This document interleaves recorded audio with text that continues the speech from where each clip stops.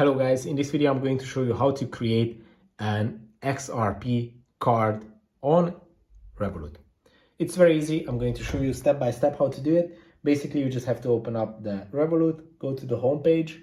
On the home page, go to the top right corner of the screen where you can select the cards option, just like that.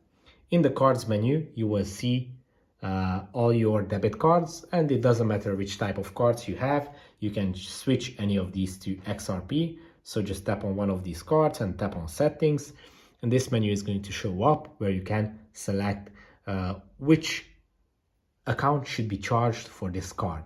And here basically you can just select XRP, and from now on this is going to be your XRP card, meaning that for each purchase, each payment, this card is going to charge your XRP wallet on Revolut.